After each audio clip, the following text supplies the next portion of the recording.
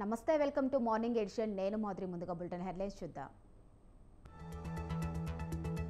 కొలిక్కి వచ్చిన ఏపీలో కూటమి సీట్ల లెక్కింపు 3 అసెంబ్లీ స్థానాలను త్యాగం చేసిన జనసేన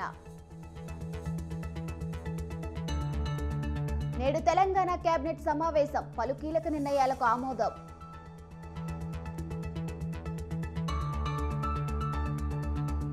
తెలంగాణకు కేంద్ర మంత్రి అమిత్ షా ఎల్బీ స్టేడియంలో విజయ్ సంకల్ప సభకు హాజరు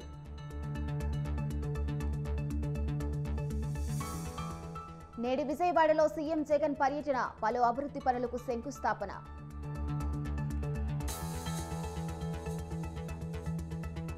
నేటి నుంచి బీఆర్ఎస్ ఎన్నికల శంఖారావం సాయంత్రం కరీంనగర్లో కథనభేరి సభ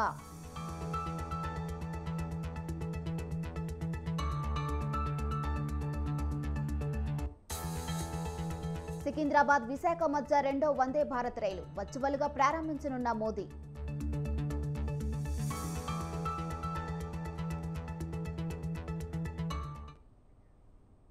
నేడు తెలంగాణ కేబినెట్ భేటీ కానుంది మధ్యాహ్నం 12 గంటలకు సచివాలయంలో మంత్రివర్గం సమావేశం కానుంది లోక్సభ ఎన్నికల వేళ ఈ కీలక సమావేశం నిర్వహిస్తుంది ప్రధానంగా 6 గ్యారంటీల అమలుపై ఈ భేటీలో చర్చించనున్నారు మహిళలకు వడ్డీ లేని రుణ పథకం ప్రారంభంపై చర్చించే అవకాశం ఉంది ఉద్యోగులు పెన్షనర్లకు ఇచ్చిన హామీల అమలుపైన చర్చిస్తారని సమాచారం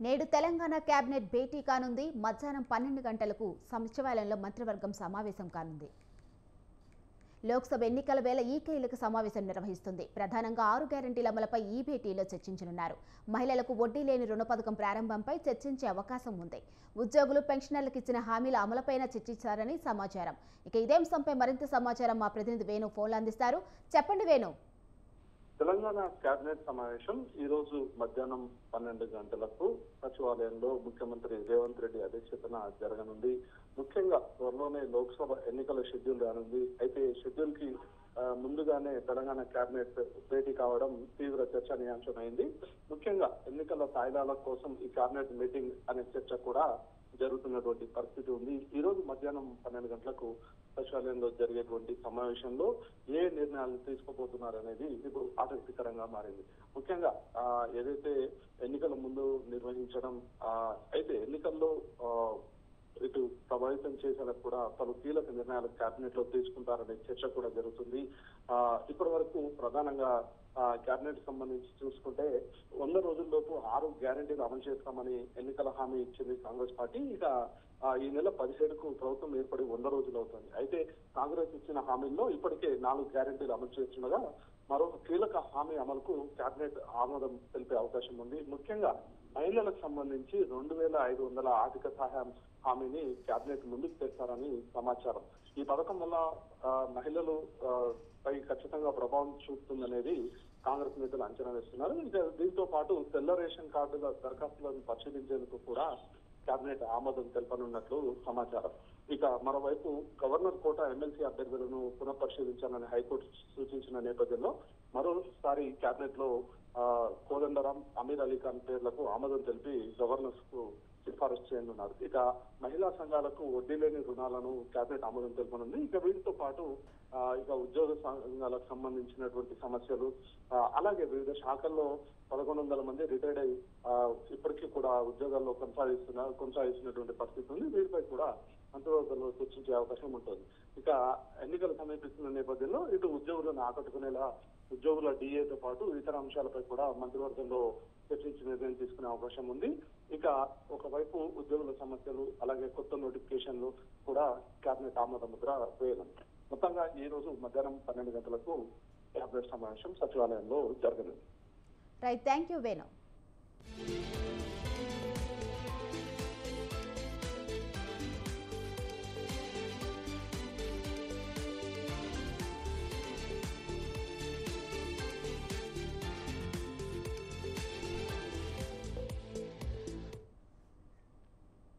ఎన్నికలు సమీపిస్తున్న వేళ బీజేపీ స్పీడ్ పెంచింది. దక్షిణాది రాష్ట్రాలపై ఫోకస్ చేసింది. ఇందులో భాగంగా బీజేపీ పెద్దలు తెలంగాణకు క్యూ కడుతున్నారు.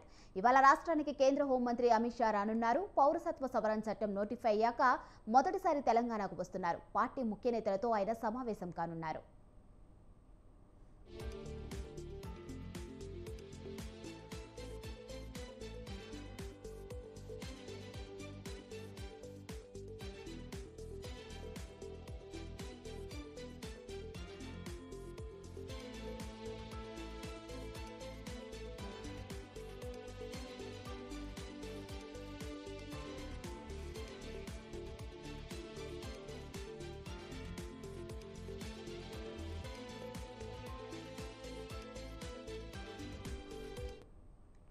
ఎన్నికలు సమీపిస్తున్న వేళ బీజేపీ స్పీడ్ పెంచింది. దక్షిణాది రాష్ట్రాలపై ఫోకస్ చేసింది. ఇందులో భాగంగా బీజేపీ పెద్దలు తెలంగాణకు క్యూ కడుతున్నారు. ఇవాళ రాష్ట్రానికి కేంద్ర హోంమంత్రి అమిత్ షా రానున్నారు. పౌరసత్వ సవరణ చట్టం నోటిఫై అయ్యాక మొదటిసారి తెలంగాణకు వస్తున్నారు. పార్టీ ముఖ్య నేతలతో ఆయన సమావేశం కానున్నారు. ఇక ఇదే అంశంపై మరింత సమాచారం మా ప్రతినిధి శ్రీనివాస్ ఫోన్లో అందిస్తారు. చెప్పండి శ్రీనివాస్, పౌరసత్వ సవరణ చట్టం నోటిఫై అయ్యాక మొదటిసారి అమిత్ షా తెలంగాణకు వస్తున్నారు.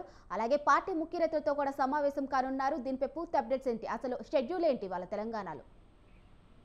మాధురి, తెలంగాణపై బీజేపీ జాతీయ నాయకత్వం స్పెషల్ ఫోకస్ పెట్టిందని చెప్పవచ్చు. ఇప్పటికే ప్రధాని నరేంద్ర మోడీ పర్యటనతో బీజేపీలో కొత్త ఉత్సవం వచ్చిందని చెప్పవచ్చు. ఈ రోజు కేంద్ర హోంశాఖ మంత్రి అమిత్ షా పర్యటన ఉంది. ముఖ్యంగా బీజేపీ శ్రేణుల్లో ఉత్సవం దింపడంతో పాటు రానున్న ఎన్నికల్లో బీజేపీ శ్రేణులు ఏ విధంగా ప్రజల్లోకి వెళ్ళాలి అనే అంశం మీద ప్రత్యేకంగా 3 కార్యక్రమాలు నిర్వహించారు.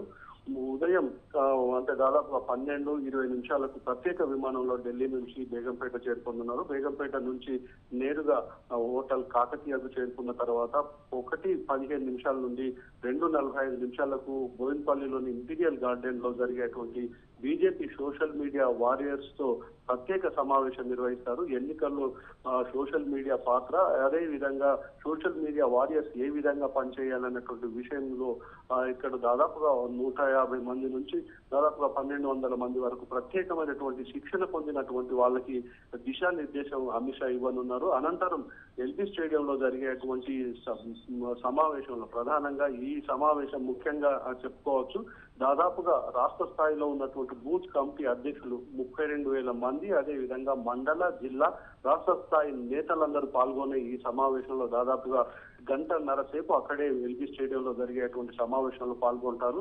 గత 10 సంవత్సరాల్లో బీజేపీ ప్రభుత్వం, అదే విధంగా మోడీ సర్కార్ అవలంబించిన విధానాలు, దేశం సాధించిన విజయాలను ప్రజల్లోకి ఏ విధంగా తీసుకువెళ్ళాలి, పార్లమెంటు ఎన్నికల్లో బీజేపీ విజయం కోసం ఏ విధంగా బీజేపీ శ్రేణులు పని చేయాలనేటువంటి దిశానిర్దేశం చేయడంతో పాటు ప్రత్యేకమైనటువంటి కార్యాచరణ మీద కూడా చర్చ జరుగుతుందని చెప్పవచ్చు.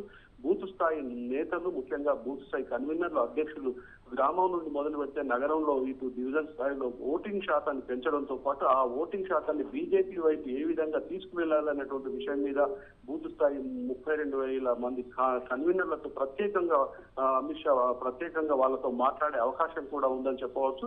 అదే విధంగా సాయంత్రం 4:45 నిమిషాల నుంచి 5:45 నిమిషాల వరకు బేగంపేటలోని హోటల్ కాకతీయలో ముఖ్య నేతలతో, రాష్ట్ర స్థాయి ముఖ్య నేతలతో, అదే విధంగా ఇప్పటికే ప్రకటించిన అభ్యర్థులతో అమిత్ షా భేటీ కానున్నారు. విజయం సాధించాలంటే ఏ విధంగా సమన్వయంతో పోవాలి, అదే విధంగా ఇక్కడ ఉన్నటువంటి తెలంగాణ నాయకులు ఏ విధంగా పనిచేయాలి, వాళ్ళు సాధించవలసిన లక్ష్యాలు ఏంటి, వాళ్ళు పెట్టుకున్న 10-12 స్థానాల్లో పార్లమెంటు అభ్యర్థులను విజయం సాధించాలంటే ఏ విధంగా పనిచేయాలన్నటువంటి ఈ సమావేశంలో చర్చించనున్నారు. ముఖ్య నేతలతో సమావేశం నిర్వహించిన తర్వాత బేగంపేట విమానం నుంచి దాదాపుగా 6:10 తిరిగి ఢిల్లీ చేరి వెళ్లే అవకాశం ఉందని చెప్పవచ్చు. Madhuri. Right, thank you Srinivas.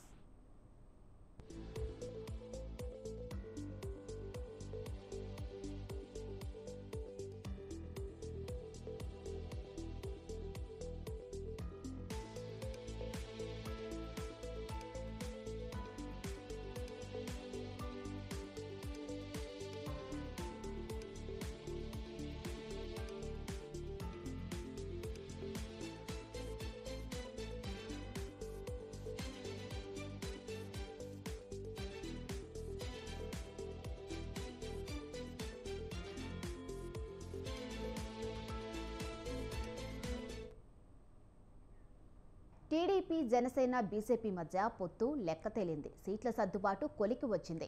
TDP 144, Janasena 21, BJP 10 assembly స్థానాల్లో పోటీ చేయాలని నిర్ణయించాయి. లోక్సభ స్థానాల్లో టీడీపీ 17, బీజేపీ 6, జనసేన 2 చోట్ల పోటీ చేస్తాయి.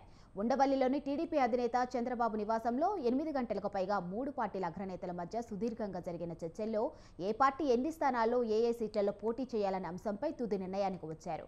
ఢిల్లీ నుంచి వచ్చిన కేంద్ర మంత్రి గజేంద్ర సింగ్ షెకావత్, బీజేపీ జాతీయ ఉపాధ్యక్షుడు ఎంపీ బైజయంత్ పండాలతో చంద్రబాబు, జనసేన అధ్యక్షుడు పవన్ కళ్యాణ్ సుదీర్ఘంగా చర్చలు జరిపారు. సీట్ల సర్దుబాటుపై మొత్తం చర్చలు ఢిల్లీ నుంచి వచ్చిన బీజేపీ సీనియర్ నాయకులే పూర్తి చేశారు.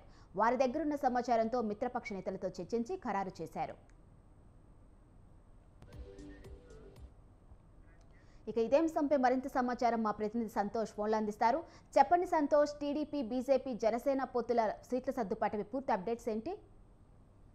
Thank you Madhuri. ఏదైతే టీడీపీ, జనసేన, బీజేపీ పొత్తులో భాగంగా నిన్న సుదీర్ఘంగా 8 గంటల పాటు కూడా చర్చ జరిగిందని చెప్పుకోవచ్చు. ఏదైతే ముఖ్యంగా పొత్తు అనంతరం కూడా సీట్ల సర్దుబాటుపై అయితే కనుక ఎక్కువగా అయితే చర్చ జరిగినట్టు కూడా తెలుస్తా ఉంది. అయితే ఇప్పటికే జనసేన మొదటి జాబితాలో 24 అసెంబ్లీ సీట్లు ప్రకటించగా 3 పార్లమెంట్ స్థానాలకు సంబంధించినటువంటి పోటీ చేస్తామా అంటూ కూడా ప్రకటించడంతో ఇటు నిన్న జరిగినటువంటి సమావేశంలో ఇటు బీజేపీకి ఎక్కువ సీట్లు కేటాయించే విధంగా కూడా జనసేన తన యొక్క సీట్లు అనేది కూడా తగ్గించుకుంటున్నట్టు కూడా సమాచారం అందుతా ఉంది. అయితే రెండో జాబితాపై ఇప్పుడు ప్రస్తుతం అయితే కనుక టీడీపీ, జనసేన, బీజేపీ ఫోకస్ పెట్టినట్టుగా కూడా కనబడతా ఉంది. అయితే ఇప్పటికే ఒకవైపు టీడీపీ 94 సీట్లు అనేది కూడా మొదటి జాబితాలో పోటీ చేస్తున్నట్టు కూడా ప్రకటించారు. ఇప్పుడు అనంతరం కూడా పొత్తు అనంతరం కూడా ఇంకా టీడీపీకి 50 సీట్లు కూడా రెండో జాబితాలో ఉన్నట్టు కూడా ఒక కొలిక్కొచ్చిందనే దీనిపై అయితే తెలుస్తా ఉంది. అయితే ఇంకా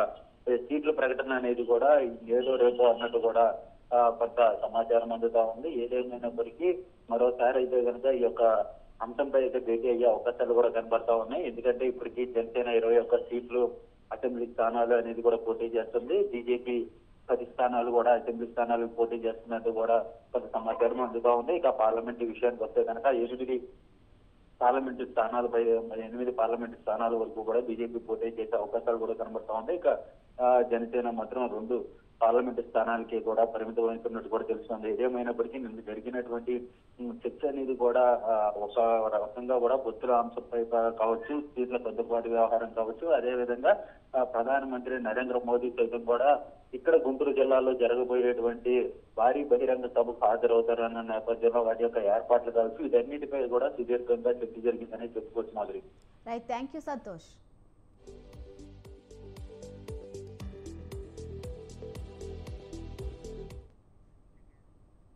ఏపీ సీఎం జగన్ ఇవాళ విజయవాడలో పర్యటించనున్నారు. ఉదయం 10 గంటలకు తాడేపల్లిలోని నివాసం నుంచి బయలుదేరి కృష్ణలంక కనకదుర్గమ్మ వారధి వరకు చేరుకుంటారు. అక్కడ నూతనంగా నిర్మించిన irrigation retaining wall, river front పార్కుకు ప్రారంభోత్సవం చేస్తారు. అనంతరం విజయవాడ కార్పొరేషన్ పరిధిలోని పేదలకు ఇచ్చిన పట్టాలకు శాశ్వత హక్కులు కల్పించి లబ్ధిదారులకు అందజేస్తారు. అనంతరం తాడేపల్లిలో నివాసానికి చేరుకుంటారు.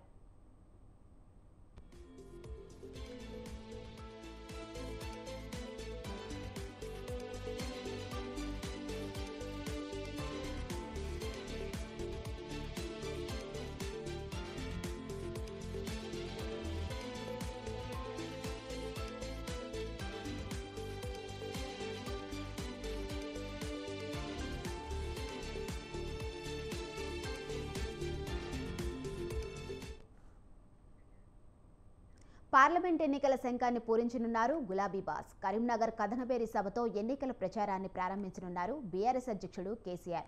ఎటు చూసిన తోరణాలు, జెండాలతో కరీంనగర్ గులాబీమయమైంది. ఎస్ఎస్ఆర్ కాలేజ్ గ్రౌండ్లో జరిగే కథనబేరి సభకు సర్వం సిద్ధమైంది. సభకు 1,00,000 మందిని తరలించేందుకు ప్రయత్నాలు చేస్తున్నారు గులాబీ లీడర్లు. సెంటిమెంట్గా భావించే కరీంనగర్ నుంచి పార్లమెంట్ ఎన్నికల శంఖారావాన్ని పూరించనున్నారు గులాబీ బాస్ కేసీఆర్.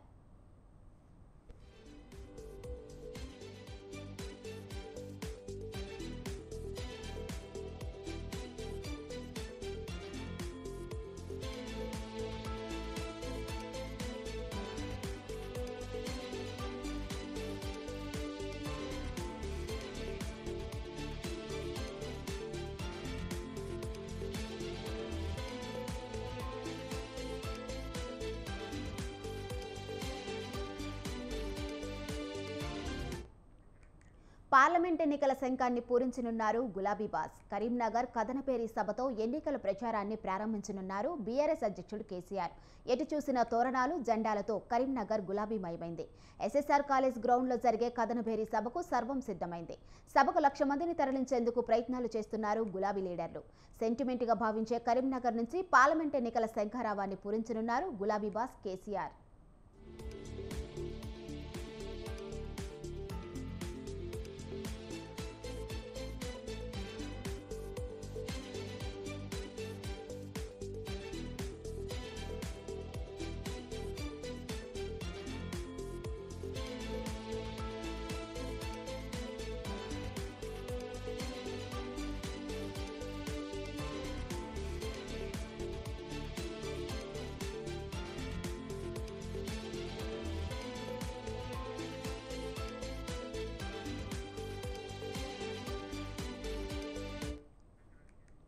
పార్లమెంట్ ఎన్నికల శంఖాన్ని పూరించనున్నారు గులాబీ బాస్. కరీంనగర్ కథనపేరి సభతో ఎన్నికల ప్రచారాన్ని ప్రారంభించనున్నారు బీఆర్ఎస్ అధ్యక్షుడు కేసీఆర్. ఎటు చూసిన తోరణాలు జెండాలతో కరీంనగర్ గులాబీమయమైంది. ఎస్ఎస్ఆర్ కాలేజ్ గ్రౌండ్లో జరిగే కథనపేరి సభకు సర్వం సిద్ధమైంది. సభకు 1,00,000 మందిని తరలించేందుకు ప్రయత్నాలు చేస్తున్నారు గులాబీ లీడర్లు. సెంటిమెంట్గా భావించే కరీంనగర్ నుంచి పార్లమెంట్ ఎన్నికల శంఖారావాన్ని పూరించనున్నారు గులాబీ బాస్ కేసీఆర్.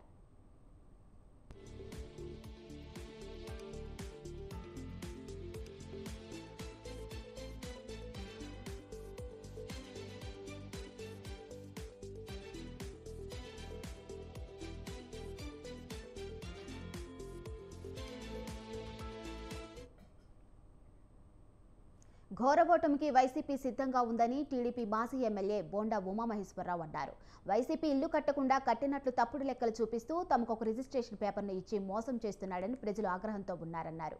టీడీపీ అధికారంలో ఉన్నప్పుడు ప్రతి పేదవాడికి ఇల్లు ఉండాలని, ఇల్లు కట్టిస్తే వైసీపీ అధికారంలో ఉన్న 5 సంవత్సరాల్లో కనీసం ఒక్క ఇంటిని కూడా పూర్తి చేయలేదన్నారు. టీడీపీ జనసేనతో ఇప్పుడు బీజేపీ కలిశాక రాబోయే ఎన్నికల్లో తమకు ఓటమి తప్పదని జగన్కు అర్థమైపోయిందని బోండా ఉమా అన్నారు. వైసీపీ 3 నెలల ముందే ఓటమిని ఒప్పుకుంది. 6 నెలల కిందట వైనాట్ 175/175 అని 30 రోజుల్లో ఎన్నికలు జరగబోతా ఉంటే 175 సీట్లకి అభ్యర్థులను ప్రకటించలేని దుస్థితిలో వైసీపీ ఉందంటే ఎంత దిగజారిపోయింది, అడ్రస్ లేకుండా పోయిందో అర్థమవుతా ఉంది. సిద్ధం సభ దాంట్లో విఎఫ్ఎక్స్ గ్రాఫిక్స్ పెట్టి ఉన్న జనాభాని 20 రెట్ల జనాభాగా చూపించుకుని ఆనందం పొందినటువంటి వైసీపీ పరిస్థితి చూస్తుంటే జాలేస్తుంది. కేబినెట్ లో ఉన్న మంత్రులు దక్షిణ మధ్య రైల్వే పరిధిలో మరో 2 వందే భారత్ ఎక్స్ప్రెస్ రైళ్లు ప్రారంభం కానున్నాయి. ఇప్పటికే విశాఖపట్నం సికింద్రాబాద్ వందే భారత్ ఎక్స్ప్రెస్ నడుస్తూ ఉండగా ఇవాళ ఇదే మార్గంలో మరొకటి పట్టాలెక్కనుంది. దీంతో పాటు దక్షిణ మధ్య రైల్వే పరిధిలోని కొన్ని స్టేషన్లను కలుపుతూ కలబుర్గి బెంగళూరు వందే భారత్ రైలు, కొల్లం తిరుపతి మెయిల్ ఎక్స్ప్రెస్లను ప్రధానమంత్రి నరేంద్ర మోదీ ఇవాళ వర్చువల్గా ప్రారంభించనున్నారు. వీటితో పాటు పలు మార్గాల్లో 2వ లైను, 3వ లైను, గేజ్ మార్పిడి బైపాస్ లైన్లు, పీఎం గతిశక్తి కార్గో టెర్మినల్లు, గూడ్స్ షెడ్లు ఇలా దేశం మొత్తం మీద 85,000 కోట్ల విలువైన పలు కొత్త ప్రాజెక్టులను శంకుస్థాపనలు, మరికొన్నిటిని జాతికి అంకితం చేయనున్నారు.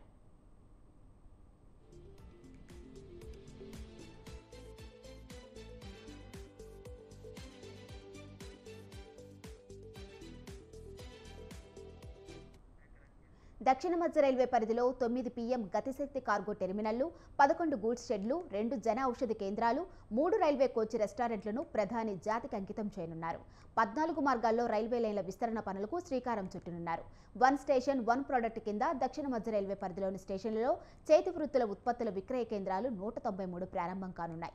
ఈ జాబితాలో తెలంగాణ పరిధిలో 55, ఏపీలో 111, మహారాష్ట్రలో 27 దుకాణాలు ఉన్నాయి.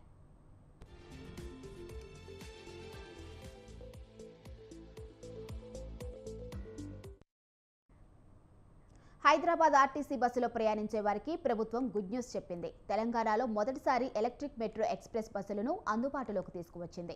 దాదాపు 20 గ్రీన్ మెట్రో ఎక్స్ప్రెస్ బస్సులను మంత్రులు బట్టి విక్రమార్క, పొన్నం ప్రభాకర్ జెండా ఊపి ప్రారంభిస్తారు. కొత్తగా వచ్చే ఎలక్ట్రిక్ బస్సులో సాధారణ మెట్రో బస్ ఛార్జీలే ఉంటాయని, మహిళలకు ఉచిత బస్సు ప్రయాణం, మెట్రో బస్ పాసులకు అనుమతి ఉంటుందని టీఎస్ఆర్టీసీ తెలిపింది. కాలుష్య నివారణ, ప్రయాణికులకు మెరుగైన సౌకర్యాలు అందించడమే లక్ష్యంగా ఎలక్ట్రిక్ బస్సులను తీసుకొస్తామని గతంలో ఆర్టీసీ ప్రకటించింది.